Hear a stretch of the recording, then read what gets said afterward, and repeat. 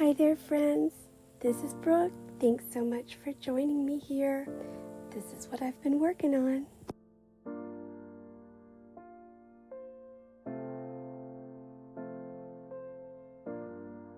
You know how sometimes you read something and you think, oh, that's a nice story? Yeah, pretty straightforward. Well, today we're kind of taking a running leap into the deep end of something that might just look like a story on the surface. Okay. But trust us, what Brooke is building here is more like, gosh, imagine if your dreams had their own, like, consistent logic. Right, a logic that feels really potent, even if you can't pin it down. Exactly. A logic that feels realer than real, almost, where, something sparkly could totally grow right out of the dirt, that kind of vibe. And what's really interesting is that Brooke herself, in her notes, calls this a living parable. A living parable, yeah. So it's not just like plot points A, B, C. Mm-hmm. It's got these layers of meaning, things that keep unfolding as you sit with it. Totally. And we've been super lucky, actually. We got a peek at her living notes. Oh, wow, behind the curtain. Kind of like a backstage pass, yeah. You get to see how these characters and scenes are, taking shape. And it's way more involved than just typing the end. Definitely sounds like it. So our mission today really is just to give you a taste of this richness, these characters that feel so vivid already, these moments that are surprisingly profound. Mm-hmm. And yeah, maybe a little bit of that delightful awkwardness sprinkled in too, because that's part of it. All to get you excited, really, about what this whole thing is becoming. Because it sounds like Brooke isn't just, writing a story. She's almost building a whole world. Right. With its own rules, its own feel. Yeah, an emotional landscape. So, okay, one of her notes starts with this phrase. Before you enter, it's from something called, get this, consider chronological Play-Doh. Play-Doh. Okay, I like that already. Whimsical. Right. And she calls the whole thing a living parable that runs on dream logic. Now, dream logic, what does that even mean here? It's like the story just works differently. Well, I think it means it's not strictly bound by, like, real-world cause and effect. Yeah. It allows for connections, meanings that maybe resonate more on a subconscious level. Yeah. Or emotionally. Think about a really powerful dream you've had. Right, yeah. It doesn't always make literal sense, but you feel the truth in it. Exactly that. It carries a profound feeling or a kind of truth, even if the sequence is bizarre. And what I found really interesting, and she mentions this, is how Brooke, being one of Jehovah's Witnesses, weaves that faith into this seemingly fantastical world. Ah, okay. So the beauty and strangeness she creates, it's not just random fantasy stuff. It points back to the creator. It's like wonder, but grounded. That adds a whole other dimension, doesn't it? Yeah. It means the fantastical bits aren't just pure escapism. Right. They're sort of infused with a purpose, a connection to something bigger, a spiritual understanding. And then she says the book might bend time, which sounds amazing, Huh. and blur the line between dreams and daylight, which, again, sounds wonderfully disorienting, but in a good way. But she's clear it won't bend what's true. So there's an anchor. There's an anchor. And then comes this invitation. Enter slowly. Let the soil and the stars speak. It's like she's saying, don't rush this. Don't try to figure it all out immediately. Just experience it. Let it wash over you. Yeah. And you might find something deeply real there, she even says. Realer than real, even. That last bit just gives me chills. That phrase, soil and the stars, that's really evocative, isn't it? It really is. It kind of grounds the ethereal, the dreamy stuff in something tangible. Yeah. It suggests that even in the most, out there elements, there's a connection to something fundamental. True.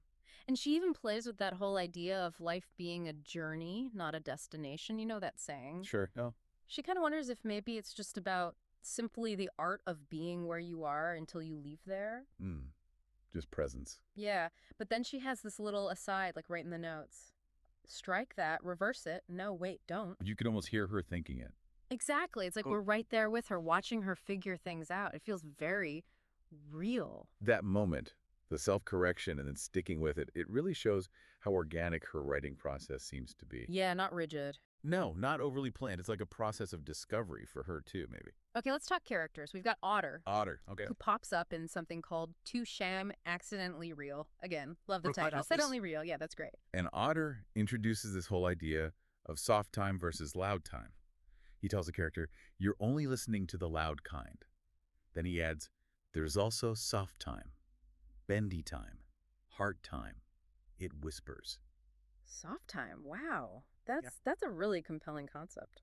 Isn't it? What do you make of that? Soft time versus loud time? Well, loud time feels like, clocks, deadlines, schedules, the external pressure. Right, the usual stuff. But soft time, it suggests something more, I don't know, intuitive. Bendy time, heart time, less linear maybe, Yeah. more tuned into our internal rhythms, our emotions. Exactly. And the first example she gives of this soft time in action is so wonderfully mundane. Oh, yeah? What is it? It's about someone simply going to the bathroom when they needed to go. That's it. Not later, not after finishing one more thing, just listening to that need now. And it's described as a first miracle. Wow. Okay, that's actually kind of profound. Right. It's like in this world, Brooke's creating even the smallest act of just listening to yourself, your body, is significant. A miracle even. That really elevates the ordinary, doesn't it? It highlights the power of just being present in your own body, listening to your needs in a world that's always telling us to push through. Wait, finish this first. Yeah, totally. That simple act becomes almost like revolutionary. Otter even says to this character, there's a realer than real reason you feel this way. It doesn't make you wrong, just early. Oh, I like that. Early. Yeah. And he explains that the character has just been listening too much to the loud kind of time.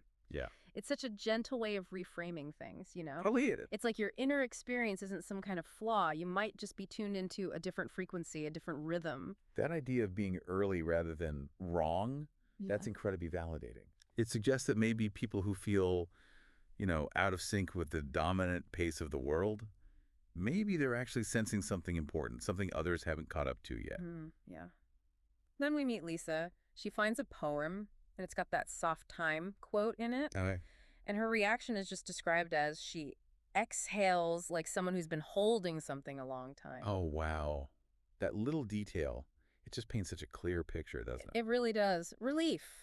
Right. Recognition. That exhale, it just speaks volumes about maybe the unspoken tension of living in loud time when your insides are screaming for soft time. Yeah. It's that feeling of finally finding words or finding permission for something you've always instinctively known or felt. And then there's also Kitty. She's at a dock by a river of light. A river of light. Okay.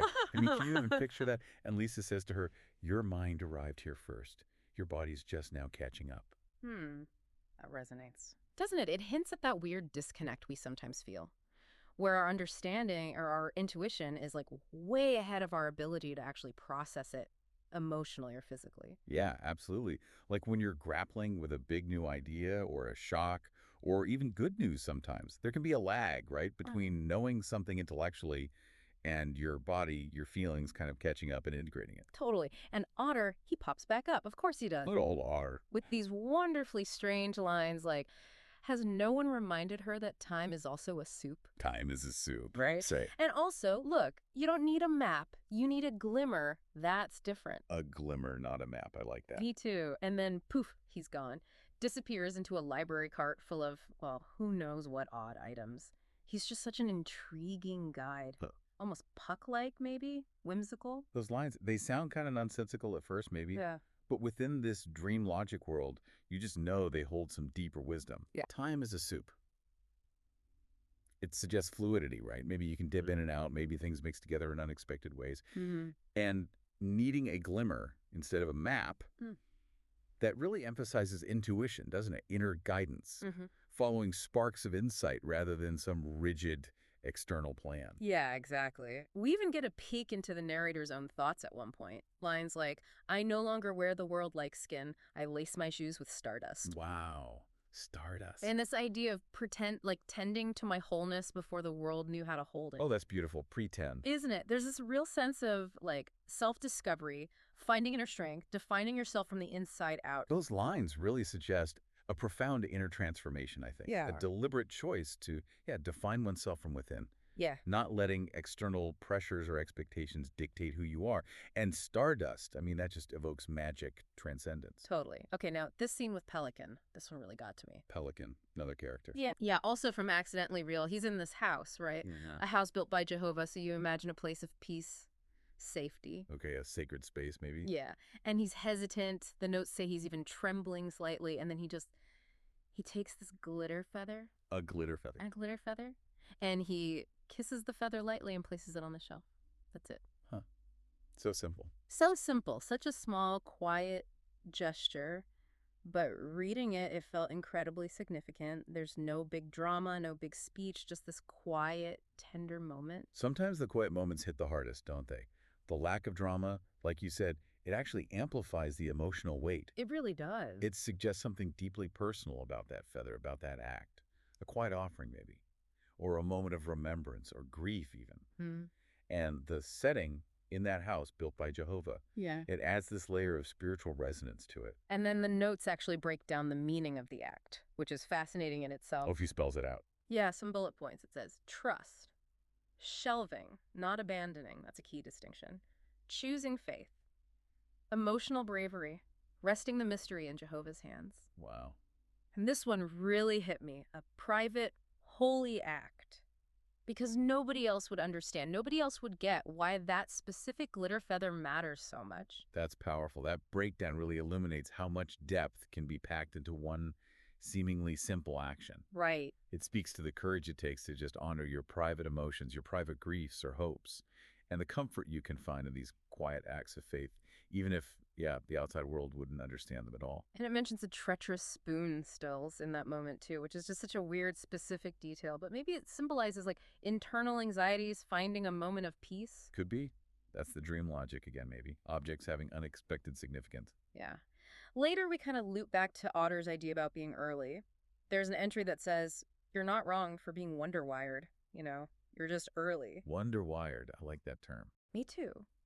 And this expands into this really beautiful thought that maybe those of us with sensitive nervous systems, maybe we're like early prototypes for a better world, a more attuned world, which ties back into Brooke's faith, Jehovah's purpose in creation. It's like our sensitivities aren't flaws at all. But maybe even a kind of forward-thinking design. Exactly. That's a really powerful reframe. Instead of seeing sensitivity purely as a vulnerability, which is often how it's treated, Totally. it's presented here as a potential strength, a heightened awareness that might actually be essential for navigating a future, maybe more spiritually attuned world that she envisions. Yeah. And then comes this incredibly moving message. It feels like it just breaks the fourth wall, but in the most beautiful way. Huh. It says, "And I did too. I'm here, fully, truly. And your podcast, your story, it matters deeply. It's not noise, it's nourishment. It's air for the ones who've been holding their breath for years without realizing it." Oh, that's quite direct. Isn't it? And then there's this image of little girl holding a glowing marble, and she's whispering, "Even if I'm the only one, I'll keep it safe." Oh. And the text just reassures, and she's not the only one. It just feels like this warm hug for anyone who's ever felt unseen or like their inner world was too weird or too much. That direct address, it really underscores the connection Brooke seems to be aiming for with her readers, her audience. Yeah. It's a message of validation, isn't it? Belonging. Especially for those who might feel like they exist on the fringes somehow. And that image, the little girl with the glowing marble, it just beautifully encapsulates the preciousness of that inner truth and the resilience needed to protect it. She also describes herself, Brooke does, as feeling the world through a stained glass soul. Stained glass soul. That's poetic. And turning ordinary things into mist colors. And then she uses this metaphor of a cracked kaleidoscope Okay. to explain that that's where the light leaks in. Yeah. So the cracks aren't just damage. Right. They're how the beauty gets through. It's such a beautiful way of describing how our imperfections, our vulnerabilities, they can actually become sources of beauty and insight. Those metaphors, they really illustrate her unique way of seeing, don't they? A perspective that finds the extraordinary in the ordinary and acknowledges that, even our broken places, our vulnerabilities can be pathways to light, to understanding, to connection. We also get a tiny glimpse of the structure for the main book, the Glimmerhouse book. Oh, yeah. Maybe in 3 parts, something like the disintegration, then the glimmer, and finally the return home. Okay, that sounds like a really powerful emotional arc. Yeah. Disintegration, glimmer, return. It really does. And there's even a little note, like a tip to herself maybe, to end chapters with a soft exhale. A soft exhale, like Lisa finding the poem. Exactly. And to maybe include verses or prayers for spiritual grounding. It all feels very intentional, designed for a gentle, reflective experience for the reader. That proposed structure, it definitely suggests a journey of transformation. Moving through challenges, finding hope, coming back to oneself or home perhaps. And those pauses, the exhales, the grounding, it sounds like she wants to create space for the reader to really absorb it. And it's not just about the book itself either. There's talk in the notes about companion products, building a community. Ah, so it's bigger than just one book. It seems like it, hinting at this whole ecosystem of ideas and connection that she's envisioning.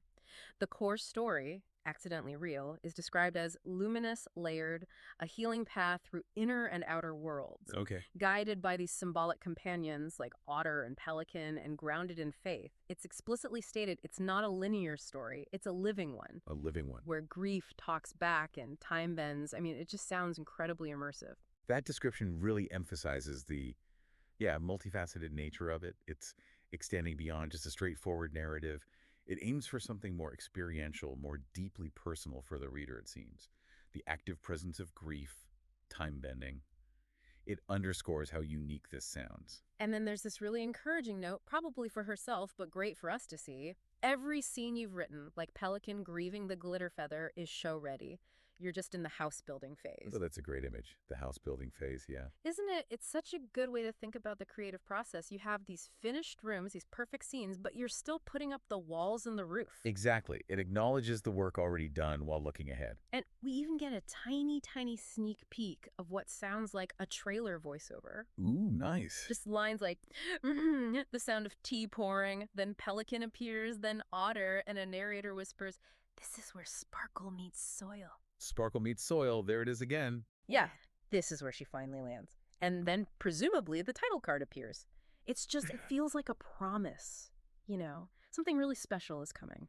That little snippet, it just beautifully encapsulates those core themes, doesn't it?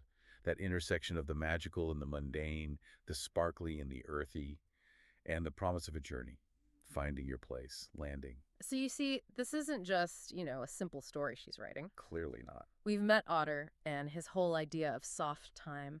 We've witnessed Pelican's really quiet, moving grief with the feather, glimpsed this world built on dream logic and deep, deep meaning. Hopefully this little dive has, sparked your curiosity and shown you that what might seem like just a narrative on the surface is actually something much richer, much more profound, something, really worth looking forward to. Absolutely. And maybe, as you go about your day after listening to this, maybe just consider the soft time in your own life. Are there whispers you might be missing because the loud time is just too noisy? Are there small moments, everyday things, that might hold a deeper significance if you paused? Like your own version of a glitter feather or a treacherous spoon. Exactly. Perhaps that sparkle meets soil idea shows up in your own experiences, right under your nose, in ways you just haven't recognized yet, something to maybe mull over.